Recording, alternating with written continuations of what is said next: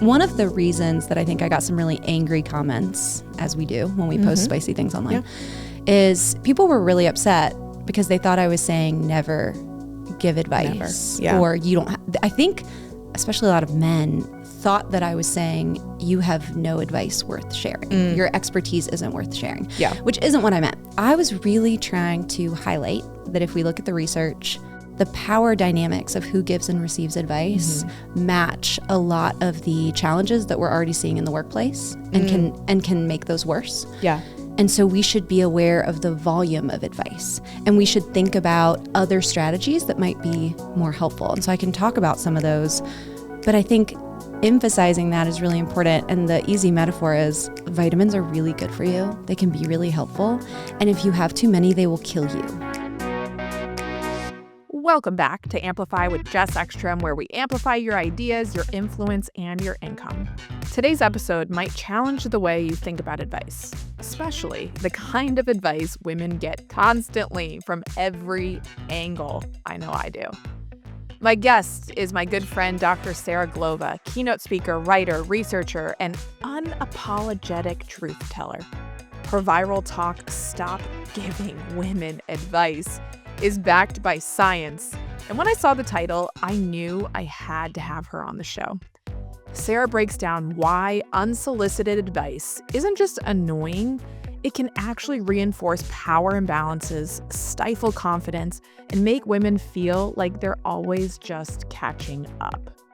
We also dig into how to give feedback that actually helps, why we confuse visibility with success, and how to stay rooted in your values when people are throwing advice at you like confetti at the end of an Eras Tour concert. Her TEDx talk, How to Achieve Your Goals with a Single Page, has reached over 200,000 views on YouTube and is a masterclass in simplifying what matters and staying focused, even when the world keeps piling on the noise. So Sarah's advice revelation started about 10 years ago, when Sarah was a new wife, new mom, and new business owner, just trying to figure it all out.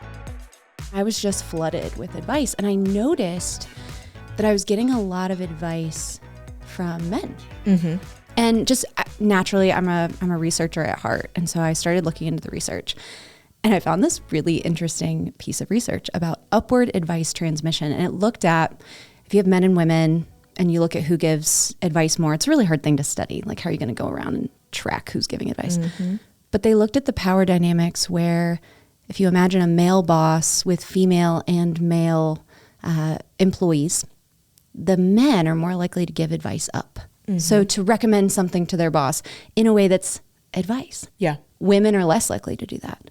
But then you get women who are in a position of power, and men are likely to give that advice up, but women aren't. So they're hearing a lot from men. When I read that in the research, I think what struck me is the idea that if you are a woman and you're in kind of any position, that you could be getting advice from just everywhere.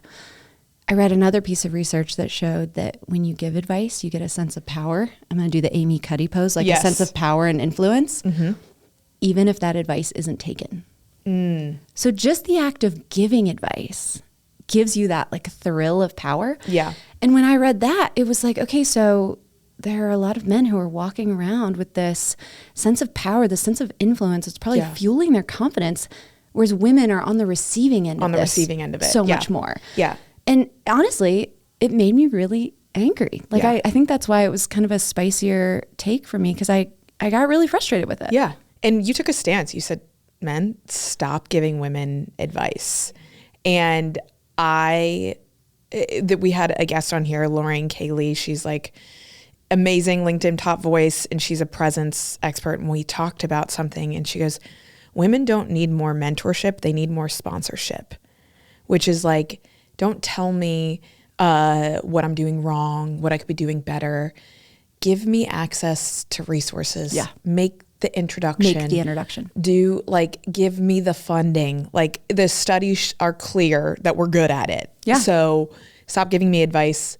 No more mentorship. We need more sponsorship. 100%. What, with your career path, I mean, you are an entrepreneur, researcher, you are a professor, you speak at all these amazing companies. What has it been like like that path for you, and doing a lot of it solo as well, which is what I want to talk about. It's been a really fun path, but I think it's not as, I don't want to say as common, because I feel like I know so many, especially amazing women who are doing similar things. But I don't think that it's as easy for people to understand quickly. And maybe that's where the advice comes from.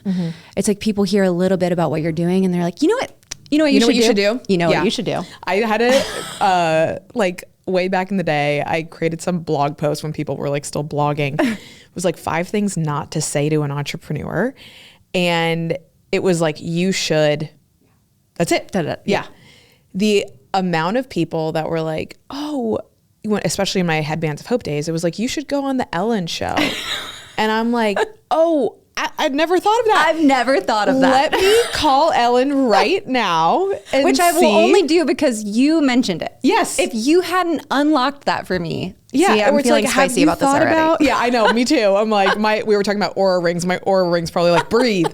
Or it's like, you should get into Target. And it's like, yeah, I am already feeling like behind. Yes. And the advice telling me what I should be doing is amplifying that. And I don't think you have to be an entrepreneur to feel this. I mean, anyone who's received advice as a mom. Yeah. Right? Like, oh, your kid isn't sleeping. You should. Okay, but also there are experiences that we have that are worth sharing. 1000%. So what is a good way that you feel like to give advice? Yeah, that's a great question. Because you do want to share your knowledge. Yeah. But you don't want to make someone feel behind or just be a fire hose of information at them. Yeah. You don't want to should them too much. Yeah. I think one of the reasons that I think I got some really angry comments, as we do when we post spicy things online, is people were really upset because they thought I was saying never give advice. Never. Yeah. Or you don't I think especially a lot of men thought that I was saying you have no advice worth sharing. Your expertise isn't worth sharing. Yeah. Which isn't what I meant. I was really trying to highlight that if we look at the research, the power dynamics of who gives and receives advice match a lot of the challenges that we're already seeing in the workplace and can make those worse. Yeah. And so we should be aware of the volume of advice, and we should think about other strategies that might be more helpful. And so I can talk about some of those, but I think emphasizing that is really important. And the easy metaphor is vitamins are really good for you. They can be really helpful. And if you have too many, they will kill you. That is so Jason, flag that. That I think that's the intro. It's just it's not that advice is bad. It's that if we're more aware of what advice does to us, we're going to be so much more careful. It's just the intentionality. It's a choice. When we're having a conversation and I'm talking to a new mom and she mentions a challenge that she's having, of course I want to help. And what might come to mind first is, let me share some advice based on what I know. But if I'm aware because of this research of what that might do, how that might impact her confidence, the sense of power it's going to give me, and the judgment that she's going to feel on the receiving end, I might make another choice. Have you read, your kid might be too old for it now, but the kid's book, The Rabbit Listened? I don't think so. Oh my God.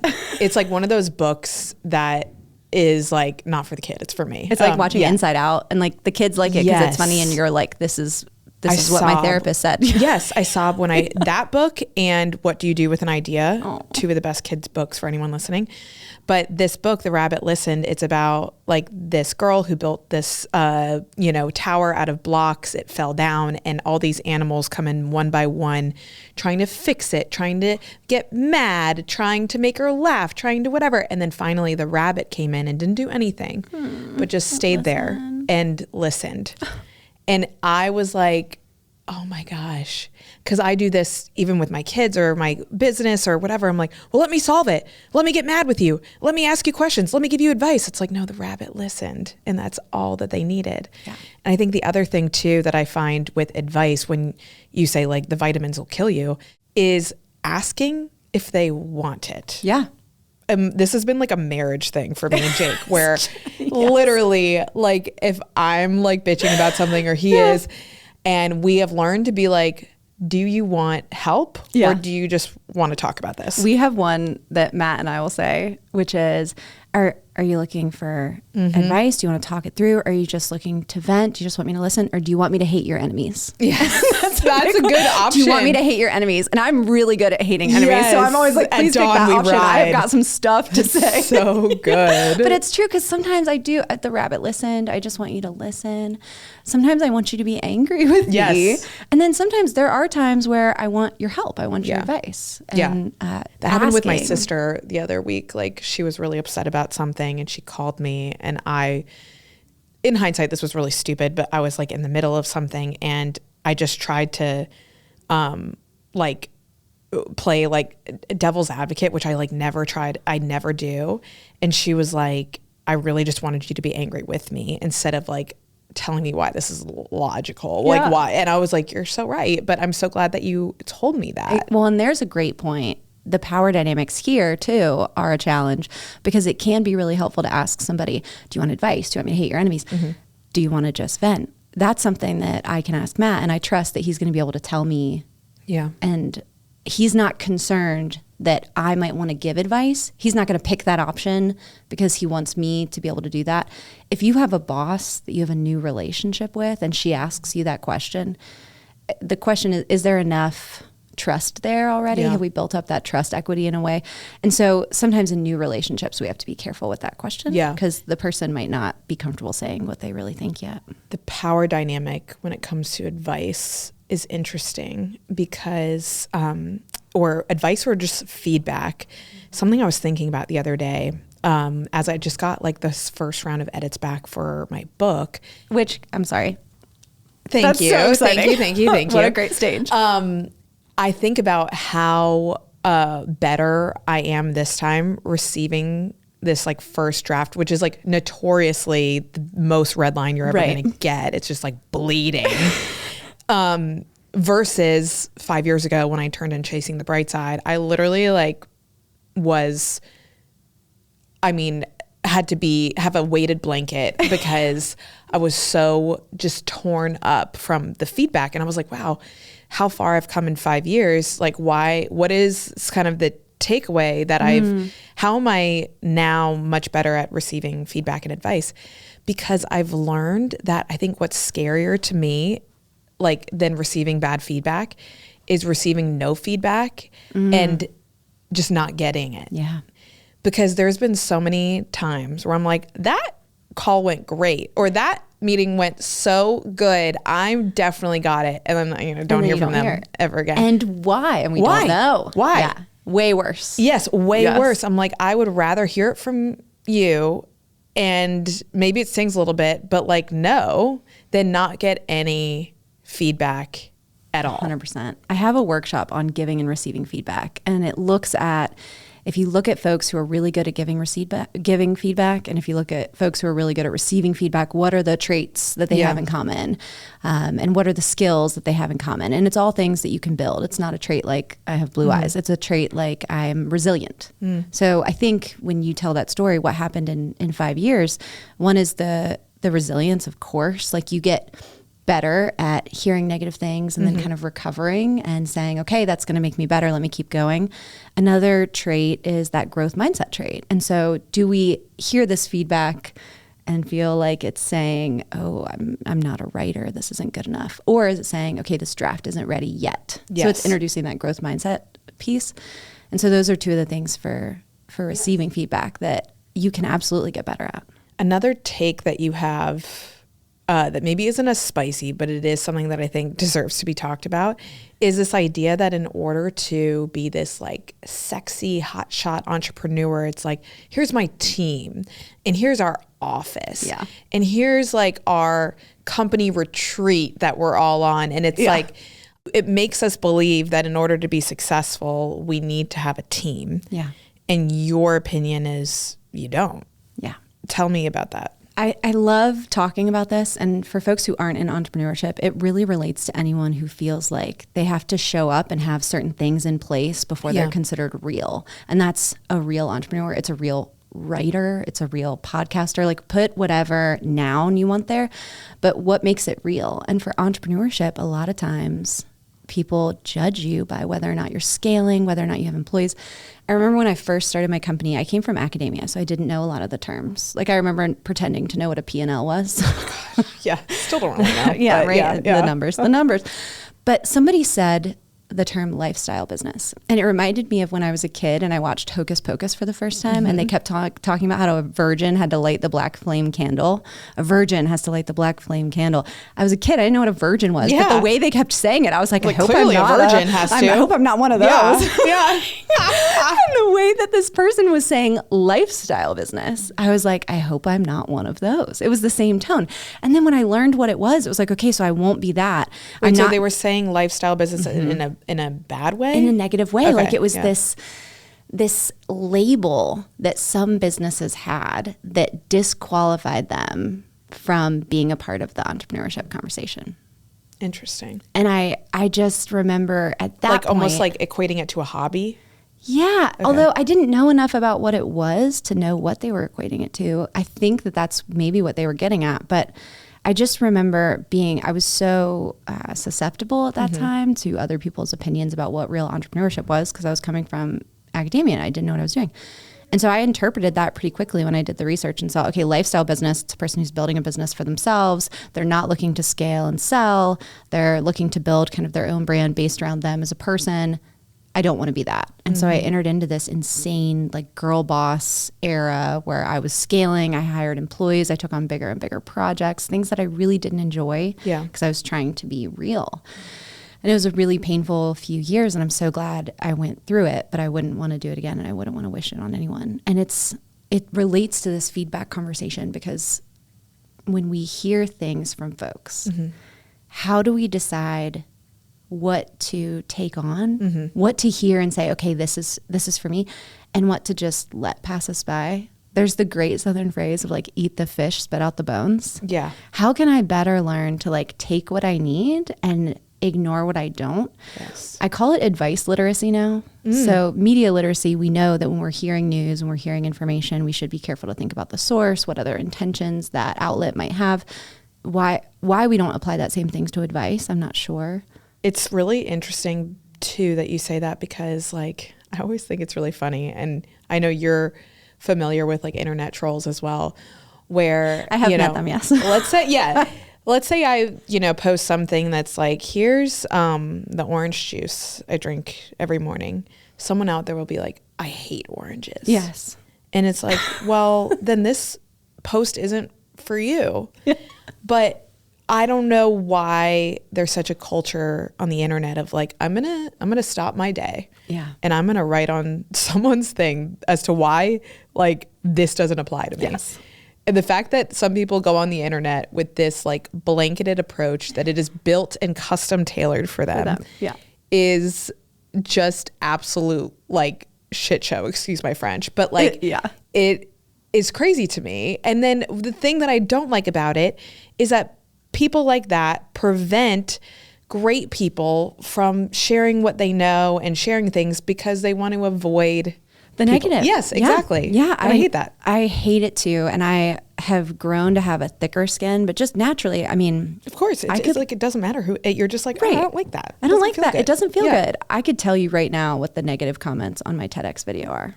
Isn't that such a bummer? Which is crazy because it has over 200,000 views, which I actually want to talk about that. And people love it. But you remember the negatives. The negatives. Yeah. And I don't want to. It's the free space in your head. And I learned early on, because I cared a lot about bringing this TEDx into the world, and I wanted it to be viewed. And so I did some research. What's the name of your TED Talk? It's How to Achieve Your Goals with a Single Page. Yes. And it was so much fun to do. And I'd wanted to do it for a really long time. And it was a dream, and I put a lot of work into helping it get seen. And one of the things that I learned early on when I was talking to somebody about what does well on YouTube, they said, when you start to get views outside your circle, you're going to start getting negative comments. So try to interpret that as a good sign. Oh my gosh. So helpful, right? That is so helpful. I love it. So now when I see that first negative comment, I still don't like it. It still hurts my feelings a little bit. I can remember it. But also there is a part of me. It's evidence that it is being seen. That I'm like, yes. Yes.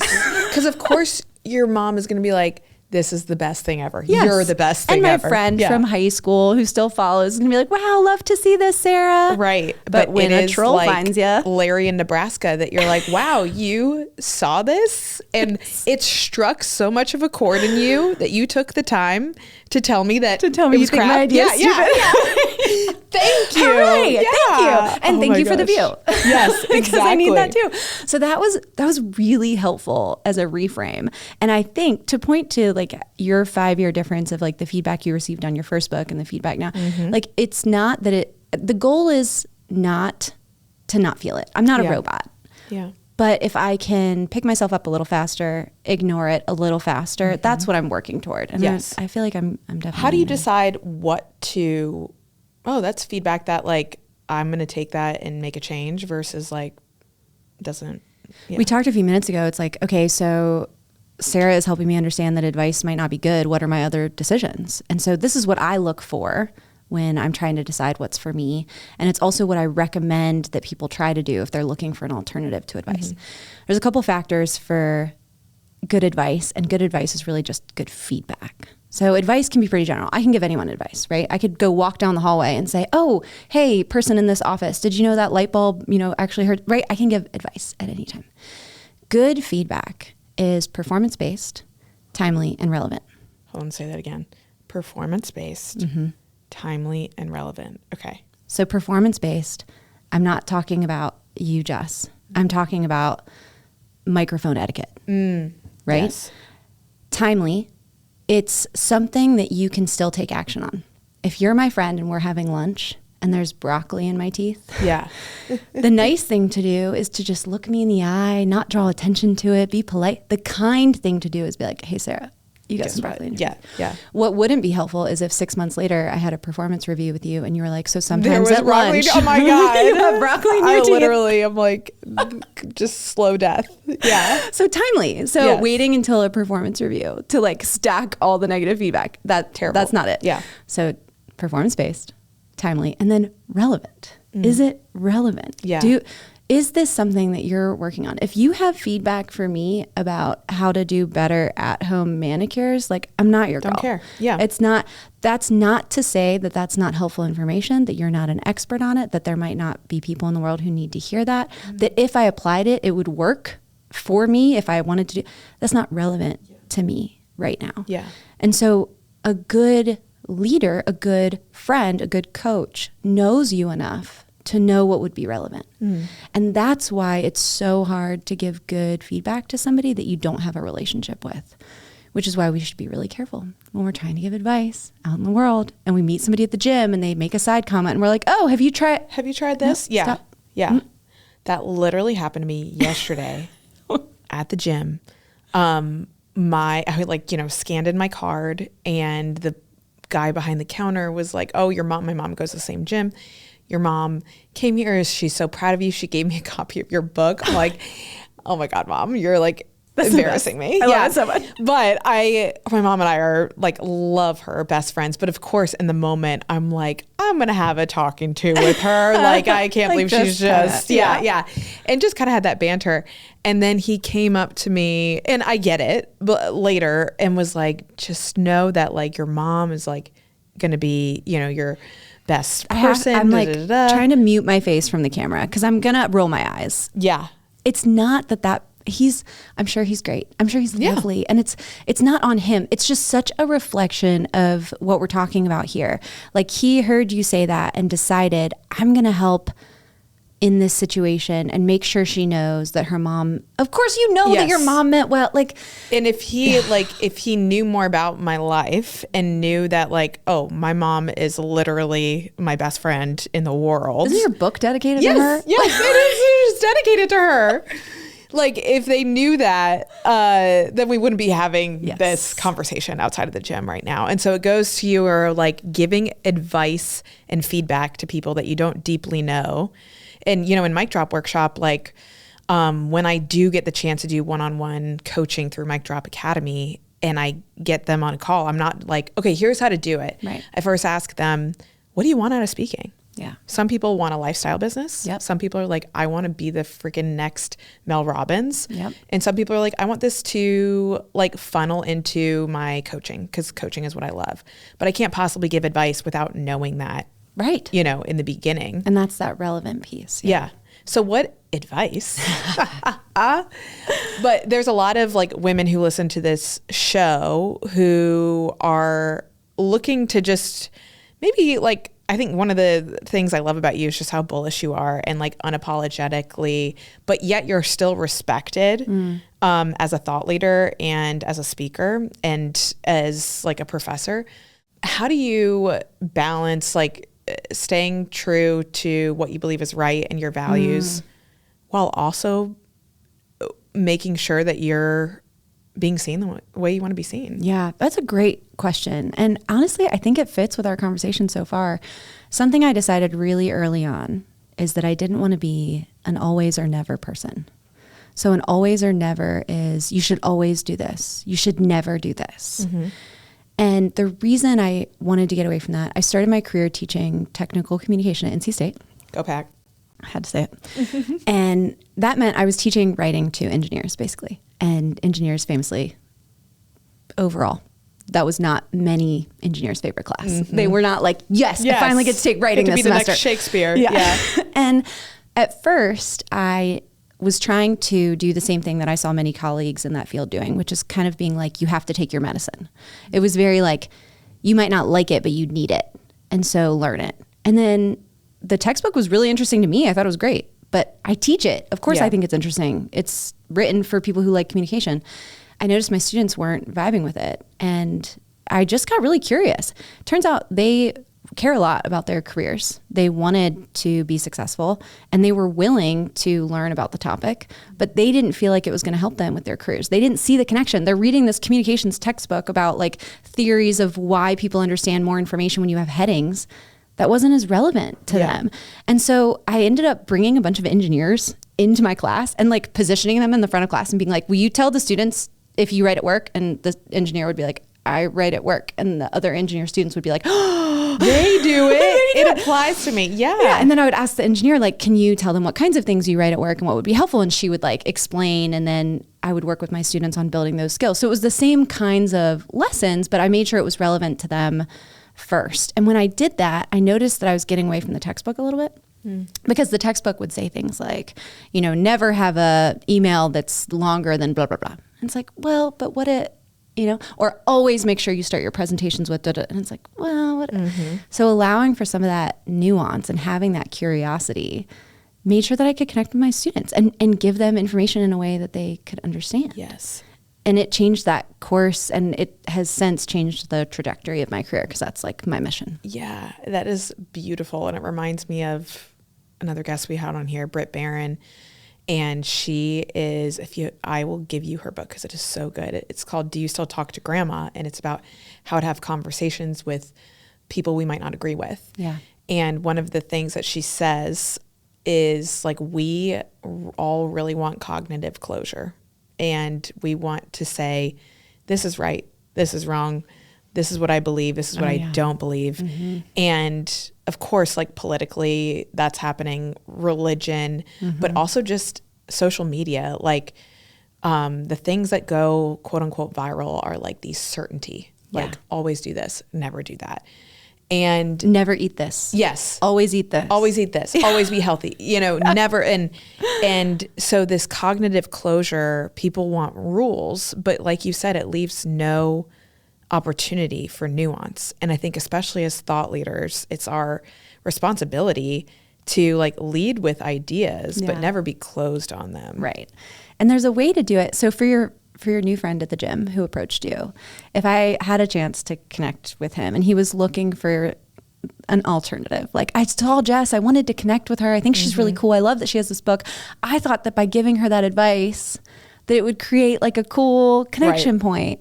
What I would say to that friend is like, maybe you could just tell her what you just told me. Like we don't have to have advice as the barrier. We can say instead like, oh my gosh, hearing about your experience as a new mom, it's reminding me of so many things that I remember. I just want to help you so much. Yes. That's so hard. Yes. You're doing a good job. Like you can just say that part. And that can be the connection point. You already mentioned you can ask questions, right? You can get to know them more, know what their goals are. Ask what they need. Do you want to keep venting? Do you want me to buy you a coffee? What do you need right now? Do you want me to hate your enemies? Yes. You can ask questions. I'm totally putting that one in my back pocket. Do you want me to hate your enemies? So it works with kids too. Yes. So your kids get older. I love it. Dr. Sarah Glova, you have been amazing. Where can people find you? LinkedIn is my favorite place that you are. I'm very on LinkedIn. I am on Instagram. And then if you want to look up the TEDx, that'd be great. Say the title one more time. It's How to Achieve Your Goals with a Single Page. Gosh, amazing. Thank you for being here. Thanks for having me. Thanks for listening to Amplify. If you're a fan of the show, show us some podcast love by giving us a rating and review. This episode is brought to you by Mic Drop Workshop, where you can learn how to become a better speaker, how to land paid speaking gigs, and become a keynote speaker. This episode was edited and produced by Walk West. I'm Jess Ekstrom, reminding you that you deserve the biggest stage, so let's find out how to get you there. I'll see you again soon.